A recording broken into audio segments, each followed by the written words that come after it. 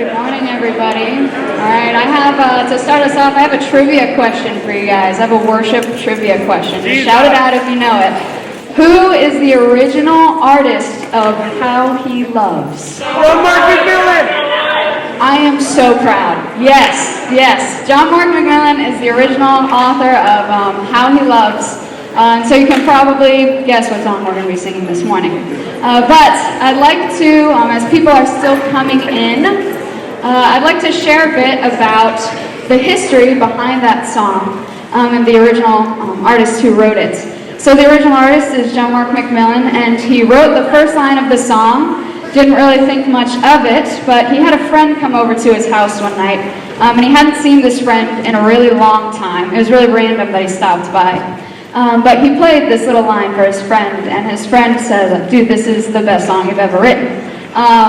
You're gonna be famous like off of this song." And of course, John Mark McMillan is like, "No way, dude. This isn't even a song. I'm probably never gonna do anything with it." And so, yeah, they hadn't seen each other in a long time, so they talk all night, they catch up, they were good friends, just life had taken them away from each other. And they caught up that night, had a good night, and as his friend was leaving, they never said, like, "I love you" to each other, but they were bros and they said, "I love you" to each other. And as his friend was leaving, his friend's name was Steven, he was in a car accident that night and passed away. And so John Mark McMillan wrote this song not from a mountaintop experience, but he finished this song while he was grieving the loss of his friend. And there's actually a last verse to the song. There are 3 verses in the original. And so this morning, before we sing, I'd like to read this last verse that John Mark McMillan wrote. After he sings, "Oh, how he loves us so, oh, how he loves us," he says, "I thought about you the day Stephen died, and you met me between my breaking. I know that I still love you, God, despite the agony. See, people, they want to tell me you're cruel, but if Stephen could sing, he'd say it's not true, 'cause you're good. And oh, how he loves us so." So this morning, I don't know where you're at, whether you're on a mountaintop or like John Mark McMillan was, he was in a state of grieving. But this song, wherever you're at, the Lord is jealous for you. He loves you. He is seeking after you. He's chasing after you. And that's what this song is about. And that first line, "He is jealous for me, loves like a hurricane," I pray that that just would sink in and hit us afresh and anew this morning. So let's sing. Let's stand and sing this morning. And when we're not feeling it, let's choose it, and let's choose to worship.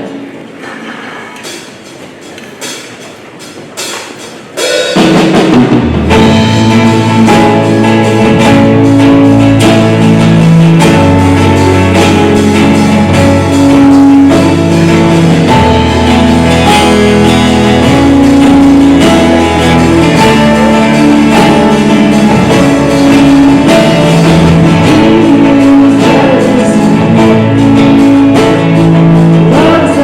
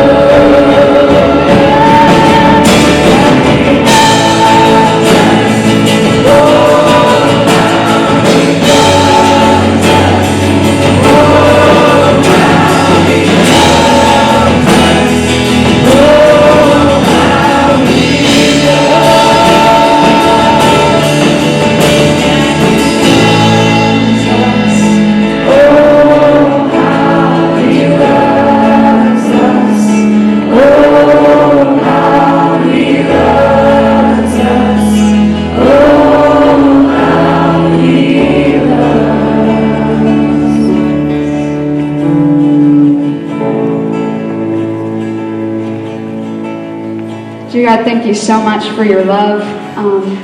Though we can't fully understand it, we try our best. We refer to you and your love like a hurricane, like a sloppy wet kiss, Lord. All these different things we try to use to describe how you love us. We don't even come close. But thank you for letting us try. Thank you for just worship, and that we get to worship you, and that you seek after us, and that you loved us enough to send your Son, God. And I pray that for every heart in this room, that we would just be reached by that love this morning. God, thank you so much for it. I pray that we would never become calloused to the idea of how you love, though we hear it so many times. God, I pray that it would stir in our hearts anew this morning. Thank you so much for your love, God. And we want to pray for our speaker who's coming up this morning. Lord, that you would just place your hand on him, Lord, this morning, and that our hearts would be open to receive what you might have to say to us through him, Lord. Yes, thank you for your love, and thank you for all you do. And it's in your name we pray. Amen. Good morning, TFC. Good morning. I have the privilege this morning of introducing our speaker, Dr. Gary Chapman. As any of you who have been in my office know, I have wall-to-wall books. I'm a book nerd. And despite all those different books, the only book that I keep in steady supply to hand out to people is the 5 Love Languages. It's a relatable book. It's very practical. It's filled with God's wisdom. If you don't have a copy of it, you need to get this. You will not be disappointed by it.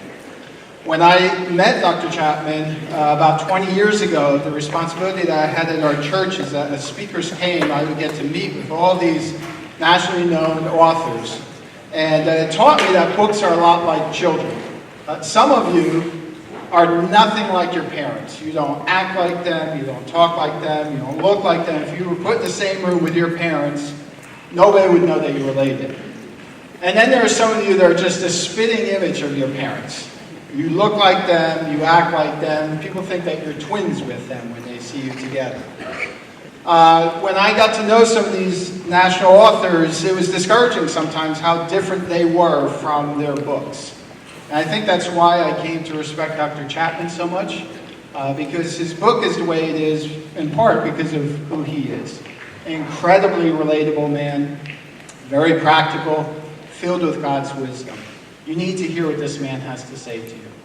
And he's going to be on campus today and tomorrow. If you see him, go up to him, talk to him. You will not be disappointed. So it is an incredible privilege and honor for us to have Dr. Chapman on our campus. Welcome. Thank you.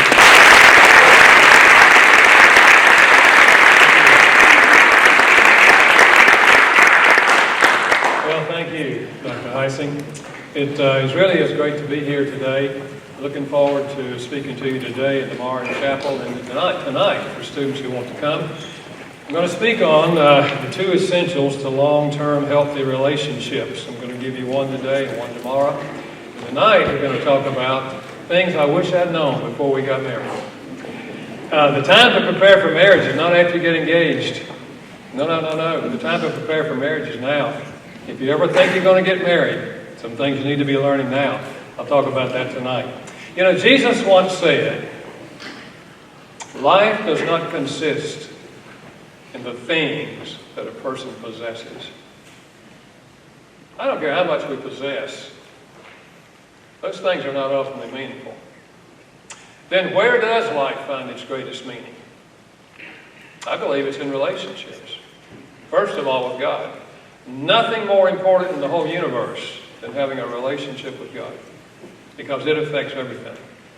But then, having a relationship with other people. Marriage, family, friendships, all of that. And so that's what I want to talk about.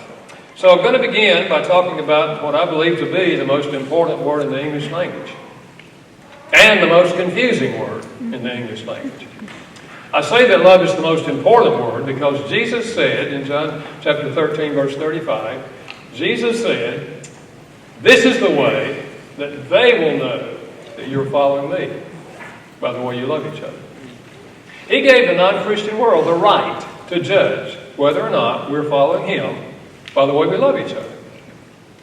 That makes it pretty important. But I say that love is the most confusing word because we use the word love in 1,000 ways. We say, for example, I love hot dogs.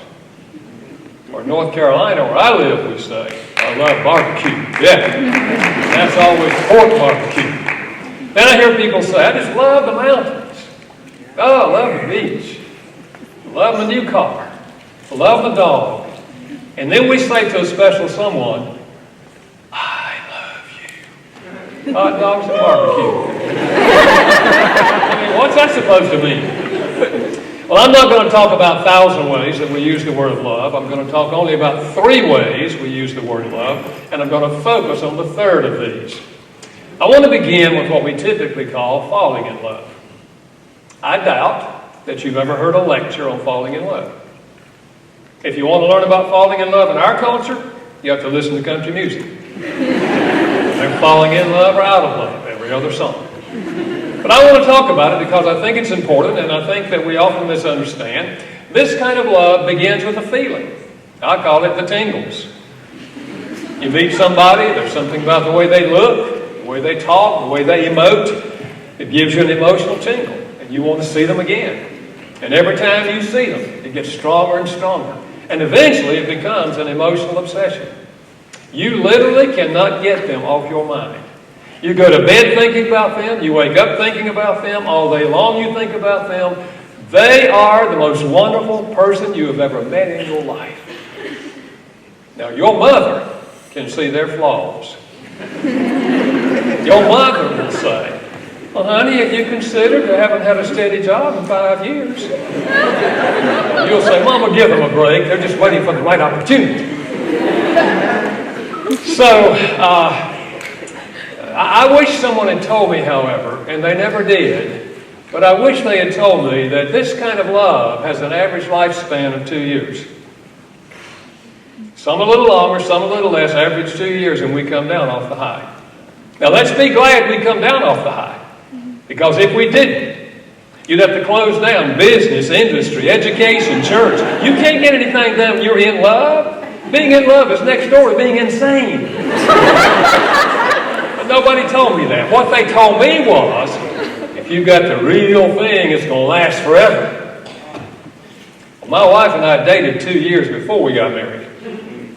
And I came down pretty soon after the honeymoon. And everything my mother told me about her was true. And I'm sure everything her mother told about me was true. And our differences emerged, and we didn't know how to solve differences, because when you're in love, you don't think you'll have any. And we ended up arguing with each other, and before long, not only did I lose the high feelings, but now I had negative feelings toward her. And maybe because we went through such a hard time in our marriage in the early years, it's what God used to lead me to invest my life in helping couples have marriages that were designed by God, to be loving and supportive and caring relationships. So, this is one kind of love. I'm not going to talk much more about that, but I do want you to know that you'll have it sooner or later. You'll very likely have it. You'll fall into it. But just remember, it's temporary. Second kind of love I want to talk about is one that's not nearly as exciting, but far more important, and that is love as an attitude, a way of thinking. For example, when the Bible says in Ephesians 5:25, husbands, love your wives as Christ loved the church, you think he's talking about the tingles? Husbands, get the tingles for your wife like Christ has the tingles for the church. No. He's talking about something far more important. Husbands, you have the same attitude toward your wife that Christ had toward the church. What did he do? He gave himself for the church. It's an attitude of looking out for the interests of the other person. We choose our attitudes. We don't choose our emotions. You don't get up one day and say, I think I'll see somebody today and fall in love. No. You don't choose your emotions. But we choose our attitude every single day. And we either choose an attitude of love, which means today I'm going to think in terms of enriching the lives of the people I meet. I'm going to try to see what I can do to help the people that I encounter today. Every single day we choose our attitude. So it's extremely important. I'm not going to talk about it much because we preach about this in church. We talk about loving your neighbor as you love yourself. And we teach this. And hopefully we're doing this. We're choosing an attitude of love. But I want to move to the third area, the third way we use the word love, and it's one we don't talk about much in church. And that is love is an emotional need. Now we all agree that we're emotional creatures. And we all agree that we have emotional needs. And most people agree that one of the deepest needs we have emotionally as humans is the need to feel loved by the significant people in our lives. I like to picture inside every child there's an emotional love tank. And if the love tank is full, that is, they genuinely feel loved by the parents, the child grows up emotionally healthy.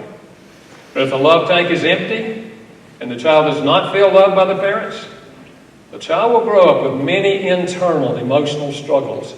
And the teenage years, they will often go looking for love, typically in all the wrong places.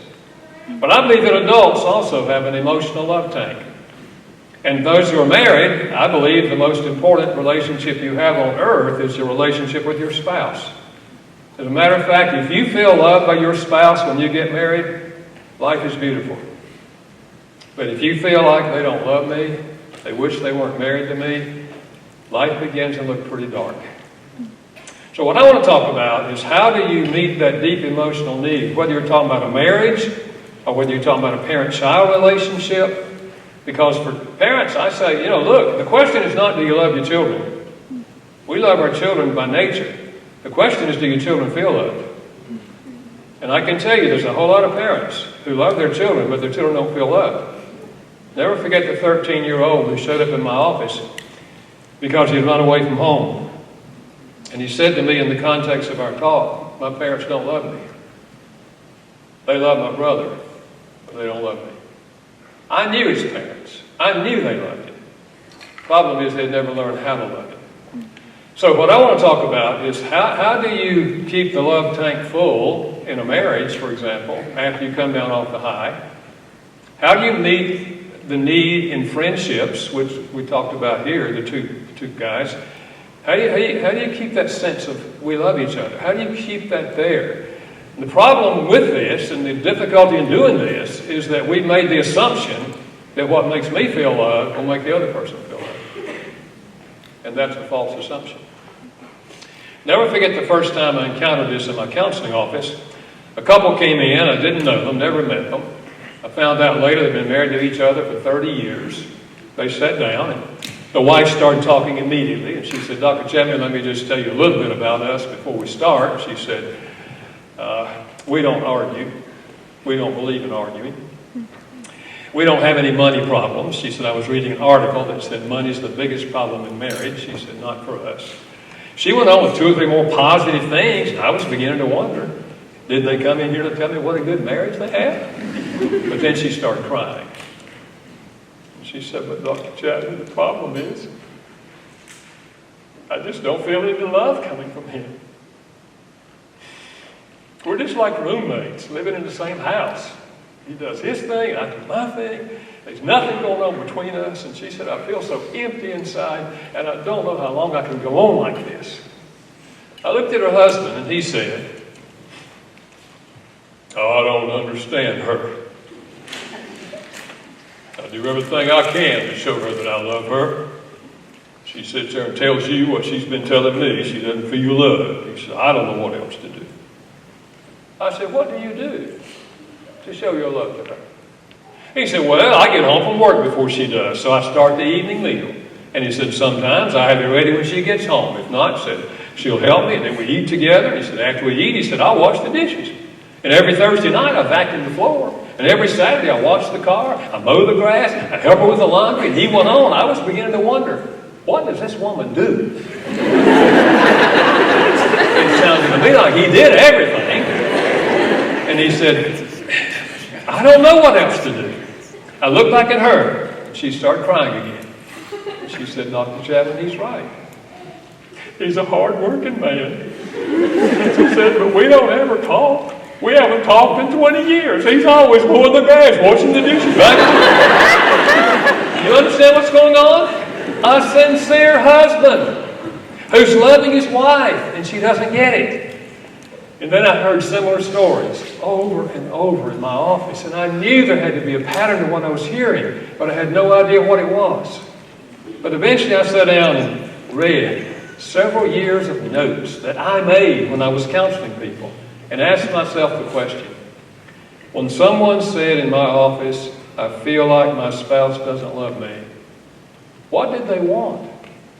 What were they complaining about? And their answers fell into 5 categories. And I later called them the 5 love languages. And I started using that in my counseling. That if you want her to feel loved, you've got to speak her love language. If you want him to feel loved, you've got to speak his language. And I would help them discover each other's love language, challenge them to go home and try it. And sometimes in 3 weeks they'd come back and say, Gary, this is changing everything. The whole climate's different now in our relationship. And then I started using with small groups of couples, and the same thing would happen. And finally I thought, probably 5 years later, I thought, if I could put this concept in a book and write it in the language of the common person, maybe I could help a lot of couples that I would never have time to see in my office. Little did I know that book would sell now over 15 million copies in English and be translated in over 50 languages around the world. Every year it sells more than the year before, and that's been going on for 29 years. That doesn't happen to books. People say, Gary, how do you explain that? And I say the short answer is God. And the long answer is God. That's all I know. But I think what's happened on the human level is the couples have read the book, the lights come on, they realize how they missed each other, and then they take the quiz and they learn each other's language and start speaking it, and the love tank fills up, and then they want their brother and his wife and their sister and her husband to read it. And then after that, I wrote a copy especially for singles, 5 love languages singles. How this works in your relationship with your parents, how this will work with your siblings, with your college roommates, with dating partners, with work associates. It applies in all human relationships because married or single, young or old, we all have the need to feel loved by the significant people in our lives. So I want to just touch on the 5 love languages for you. If you've read the book, it'll be a review. If you haven't, it'll be an introduction. Love language number 1, and these are in no particular order, words of affirmation. Incidentally, all of these are found in the scriptures. Anything you discover in social research, if it's true, it'll be illustrated in the scriptures because truth will never contradict truth. 1 Corinthians chapter 8, verse 1, love edifies. Love builds up. So one way to express love is to use words to build up the other person. You look nice in that outfit. I really appreciate what you did. One of the things I like about you, it's just simply looking for things that you can affirm people for. For example, the young people that stood up here earlier and they sang for us. If you see them today, if you liked it, how about verbalizing it? Just tell them. It's words of affirmation. I had a lady tell me about her husband. She said, Dr. Chapman, I know it would be good if I could give my husband some positive words. She said, but to be honest with you, I can't think of anything good to say about the man. I said, well, does he ever take a shower? She said, well, yes. I said, how often? She said, well, every day. I said, if I were you, I'd start there.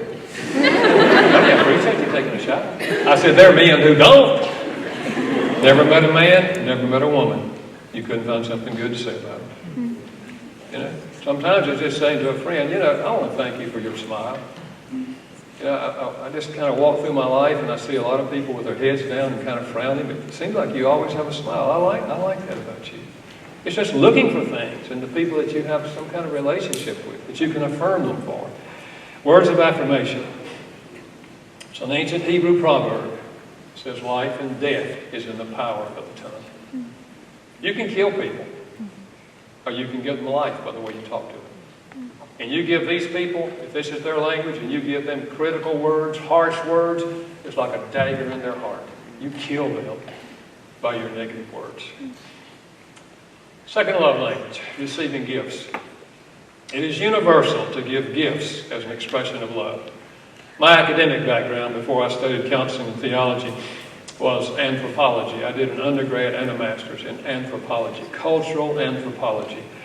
We studied cultures all over the world. And we've never found a culture anywhere in the world where gift giving is not an expression of love. It's universal to give gifts. The gift says they were thinking about me. Look what they got from me. It doesn't have to be expensive. Haven't we always said it's the thought that counts?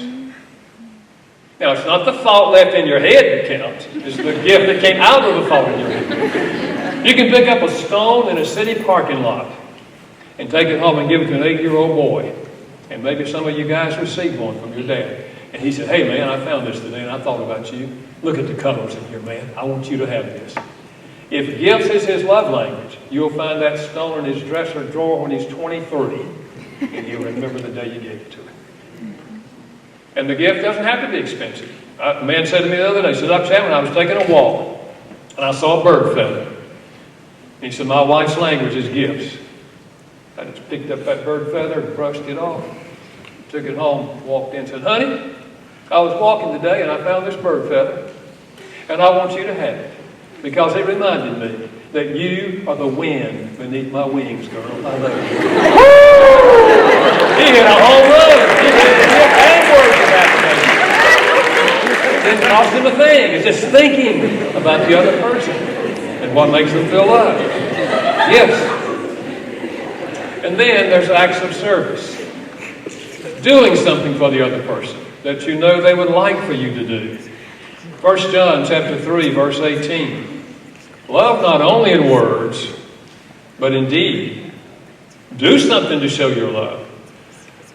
Remember the old saying, actions speak louder than words? That's true if this is their love language. It's not true for everyone. But if this is their love language, actions will speak louder than words. Now, in a marriage, in a family situation, this is such things as washing dishes. You know, my mom taught me to wash dishes. I just had one sister, just the two of us, and every night we had to take turns washing dishes. In the early days, I didn't really like that. But then I began to like it, and I got good at it. And years later, I found out my wife's love language is acts of service, and I'm so glad my mama taught me how to wash dishes. You know, it makes my wife happy. So I hope you learn how to serve your parents when you were at home. If you're a student, I hope you learn how to serve them, and I hope they learn to serve you. And for some people, this is their language. You see, this involves, in a home setting, it involves such things as cooking meal. That's a huge act of service. You know, my son didn't get married until he was 34. People would ask him, when are you going to get married? When are you going to get married? And he would say, when you grow up in the home of a marriage counselor, you're very careful. But he finally got married, and he came home later and said, Dad, I got a bonus when I married Amy. I said, really? He said, yeah, Dad, she likes to cook. I never thought I'd find a girl in my generation that likes to cook. Then my daughter married a man that likes to cook. My kids got him made on a cooking deal. And then washing dishes is an act of service. How many of you washed dishes when you were living at home?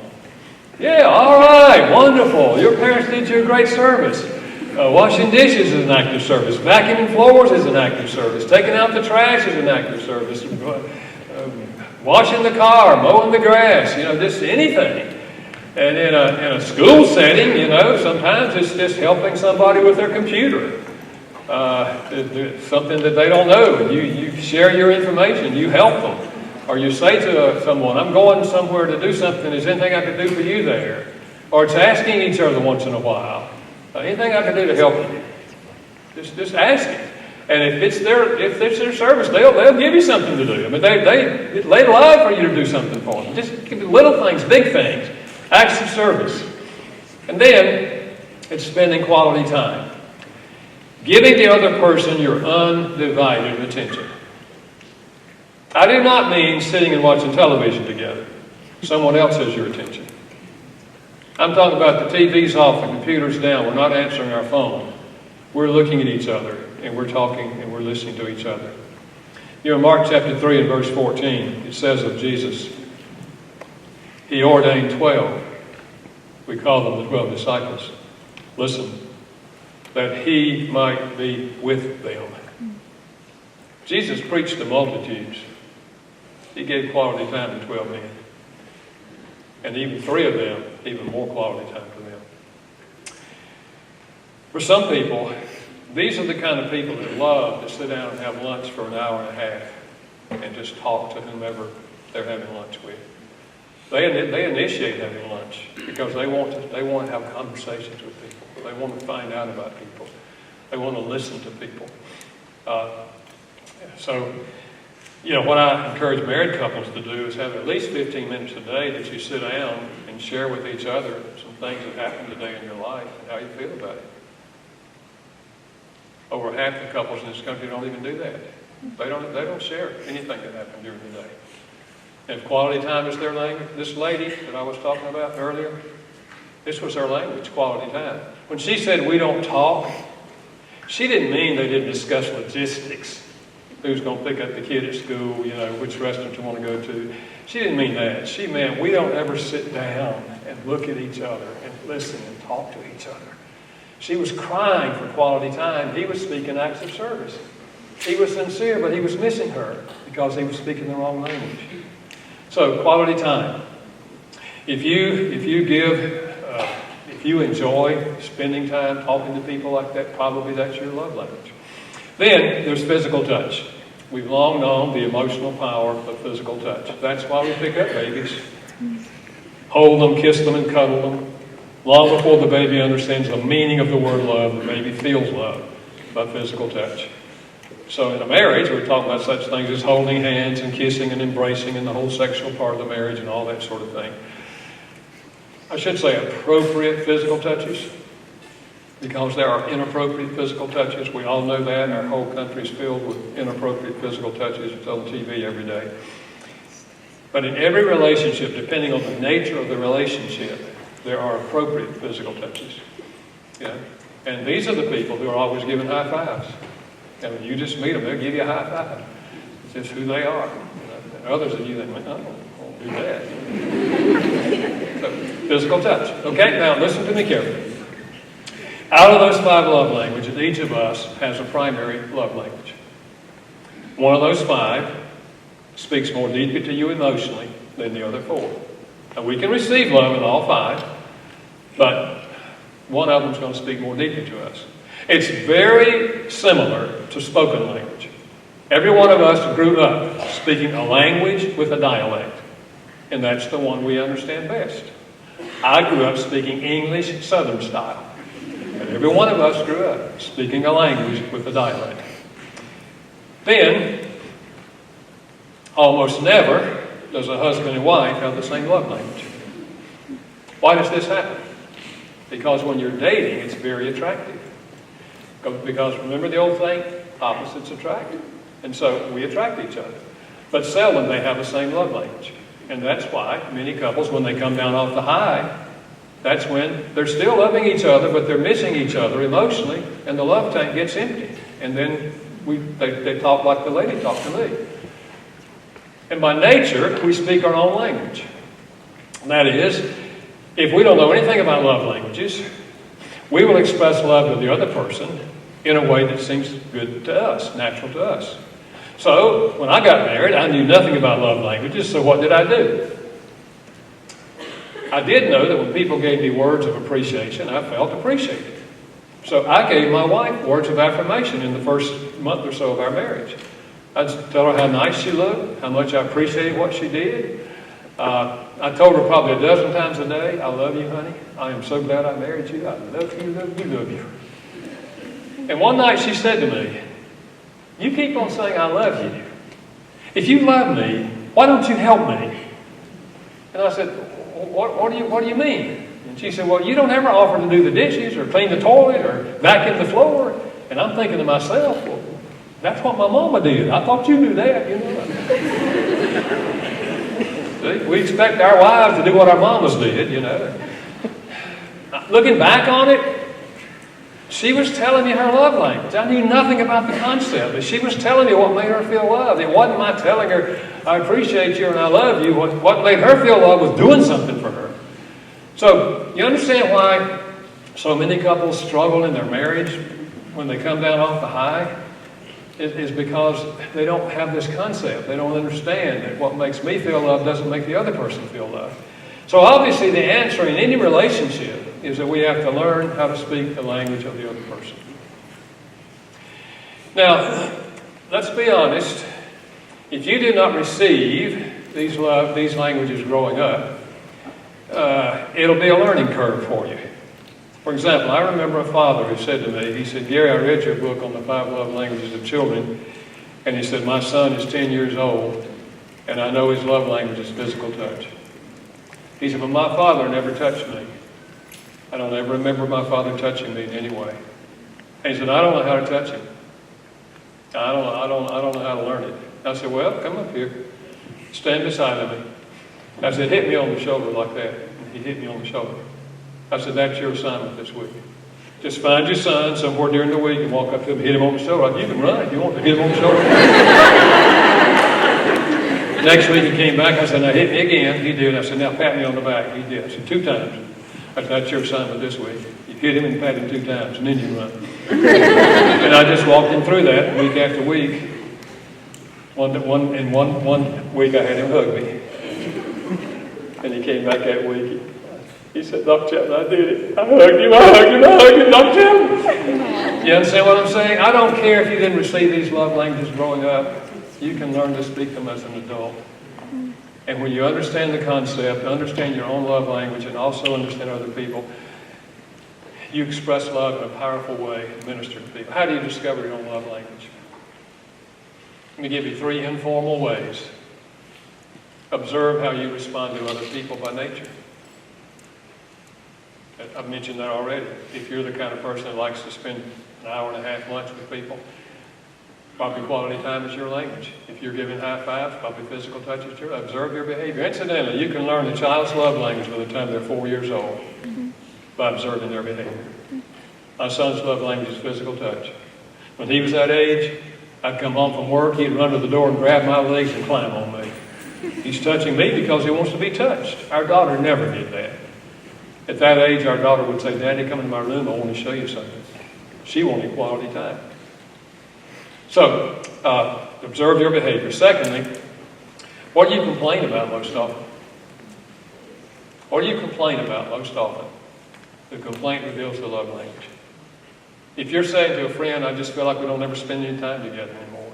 Just like we're both too busy. We're just complaining about quality time. A mother said to me just recently, she said, Dr. Chapman, my 6-year-old son said to me last week, we don't ever go to the park anymore since the baby came. He and his mother used to go to the park together. He had our undivided attention. Now the baby's here. Understand? What do you complain about most often? And what do you request most often? What do you ask your close friends or family members or so? What do you request of them?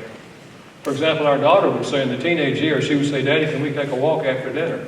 She probably asks me that 3 nights a week. She's asking me for quality time. My son never asked me to take a walk. He said, walking is dumb. You're not going anywhere. He would say, Dad, can we go play basketball? Because the way we played basketball in the backyard, it was physical. Understand what I'm saying? Now, I'll give you one other. Those are informal ways, but you can probably figure out your love language that way. You can figure out other people that you're close to. You can figure out their love language. You think about your family at home. If you have brothers and sisters, probably maybe every one of you has a different love language, and your mother and daddy has a different love language.